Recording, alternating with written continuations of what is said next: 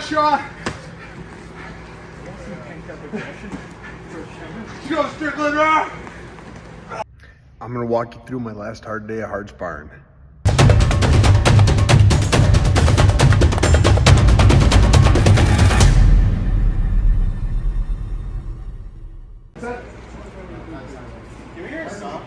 What's that? All right. Round one, I'm gonna Shark Tank up until you three. Is that okay? Every minute, jump on me. We'll start first and fourth, and you'll be second and fifth. You'll be third. Sound good? Oh, all right. So this is called the Shark Tank. This is where every minute I get a fresh guy. I do 5 rounds like this. More than the technique, it's really just training not to quit. Now I'm a bigger dude and I'm very experienced, so it's hard to find a bunch of guys that can, beat me up and let me hit them. But down in Militia MMA, I've got some guys that can put me through my rounds. This is George Carpenter. He actually trains with Bo Nichols. He's a D1 wrestler, and he's a stud. I'm hard to take down, and he got me. Actually, if you watch this whole thing, he gets me a few times. Now, I'm walking the wall. You're supposed to do it, and that he didn't end up under me is incredible. That wall walk is so hard to defend if you do it well, and I do it very well. He was able to flip those hips. He's like a cat. He's immediately attacking the neck. I'm not in any real danger now because he doesn't have that second hook in, and I'm still fighting the hands. I would like to see him start hitting me. Now the minute's up, new guy's in, and he just jumps on me. Boom, starts pummeling me. This is Josh Mackey. He's one of my amateurs, but he's about my size. He was bigger than me. Now I'm bigger than him. He's gotten smaller. I've gotten bigger. And this part of the exhausting part of these rounds is you never know who's coming in next exactly. You don't know when they're coming in next. Josh is a decent wrestler. He was a state qualifier in high school. He's MMA's 3 or 4 fights in his amateur career. And he's doing very well. Now here's his mistake. He got the takedown with the roll. I'm not a big fan of that because it puts your back on the ground. You have to perform immediately upon landing. He landed, gave me a second to grab. Now he's doing everything he can to get back up, and I'm just trying to punish him. Remember that anytime somebody takes you down, you punish them and make them regret that. And then the ass kick always helps.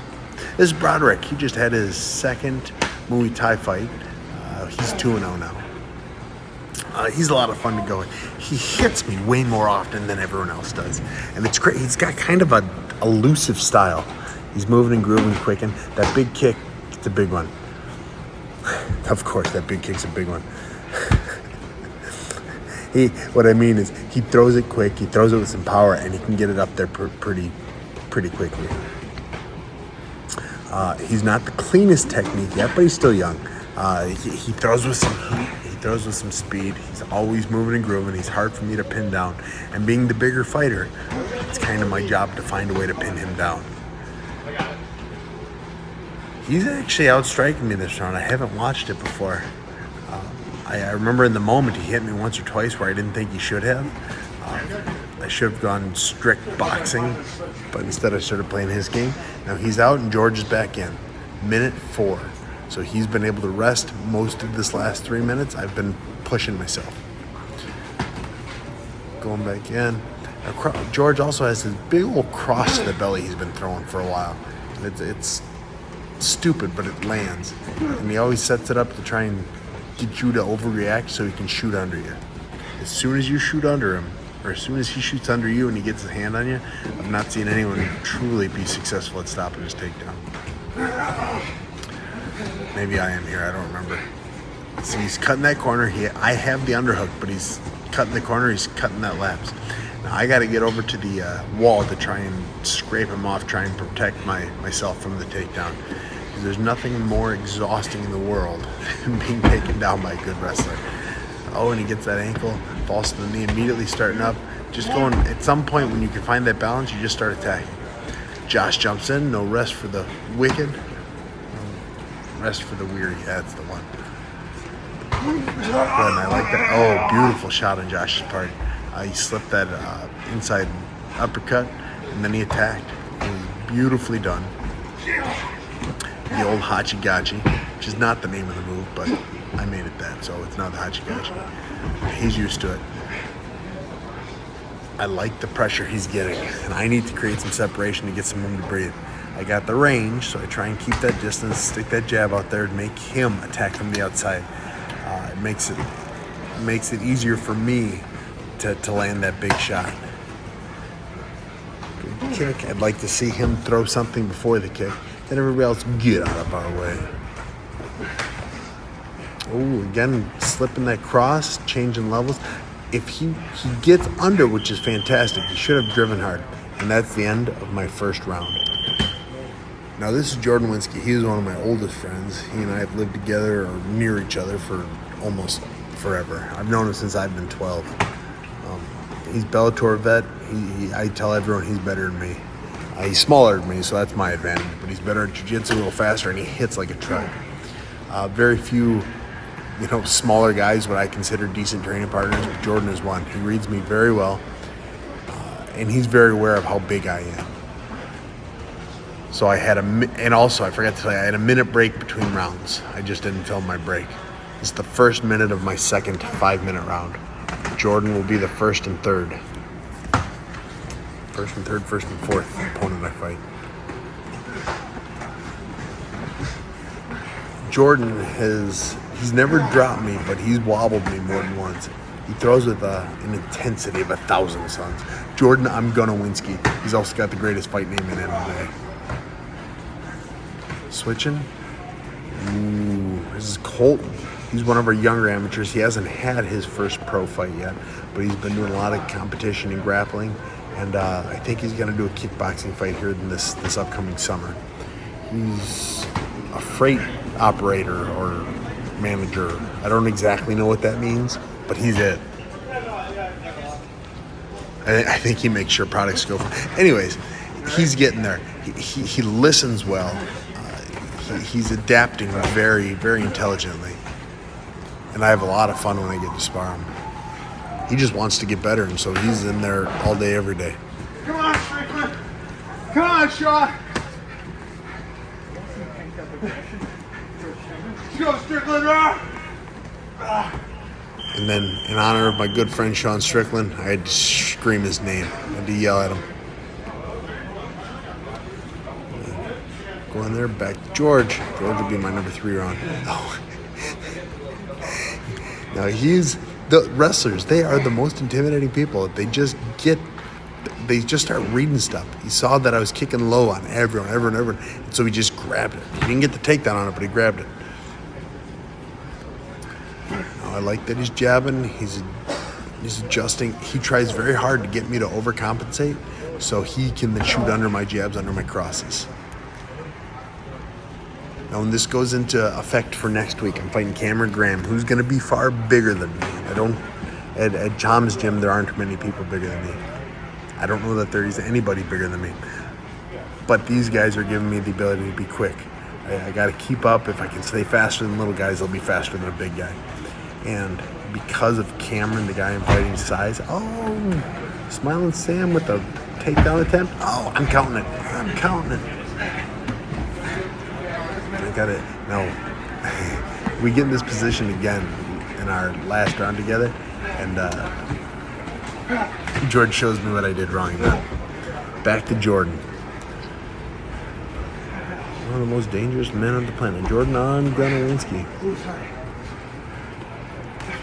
You can see I've still got a pep in my step. I'm breathing a little heavier, but I'm still not really tired. And if you look at what I'm wearing the heart rate monitor, which is on my sleeve, and if you look at the results of that, you'll see my heart rate explodes at the end of round 1 and then calms back down for 2 and 3. Once your lungs, it's called blowing your lungs out. I blew them out with my first 5-minute Shark Tank, and then they recovered after that.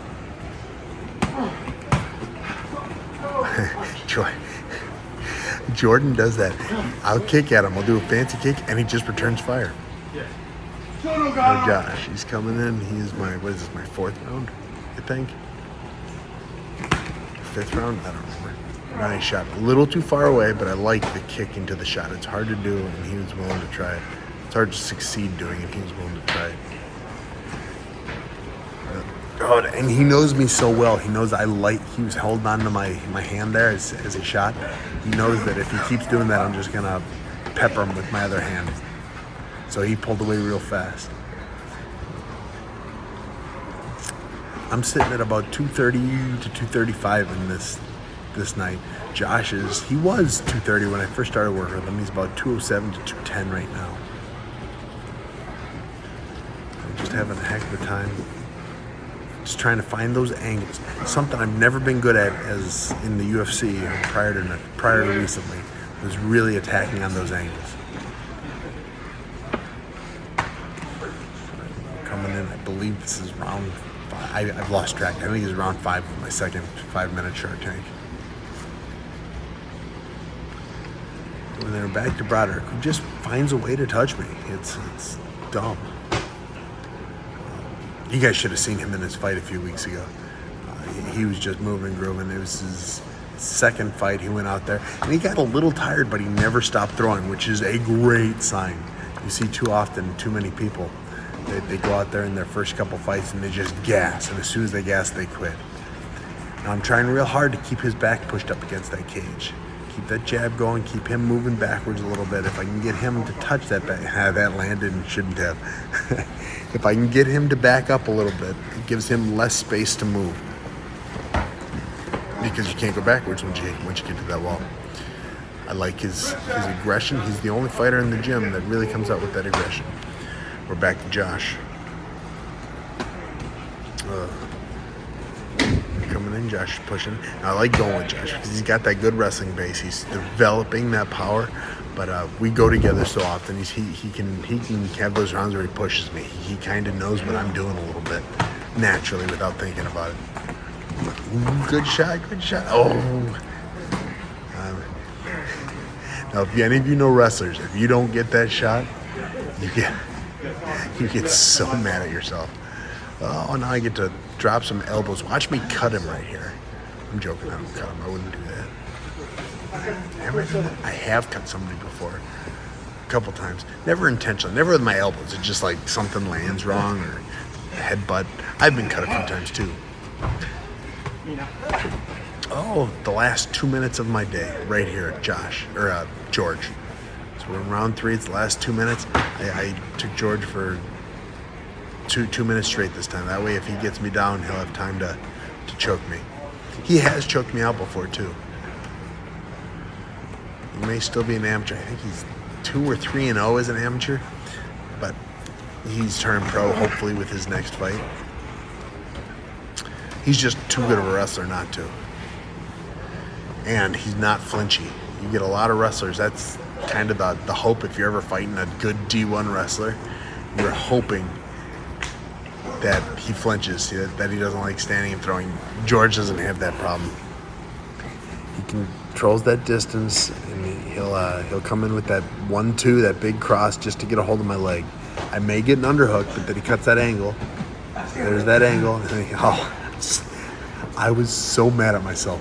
So mad at myself that he got that so easily. I'll just say, I was tired. I wasn't tired yet.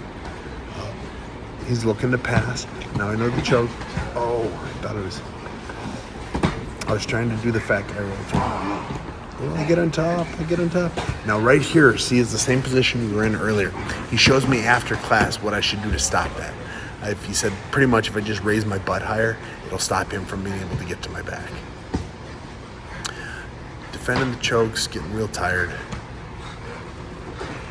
And then I get to spar again tomorrow morning. I do some drunken boxing in the morning. You guys will have a good time watching that.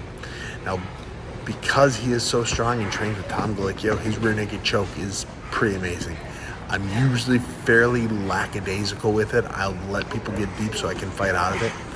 I don't want to do that here with George because I know who he trains with. So again, I fight May 27th. You can watch me on FightTV.com, FITE. I'm also on Fubo, FUBO, for the B2 Fighting Series. Tune in, watch it. I'll be in Columbus, Georgia. If you're in the area, I would love to meet you.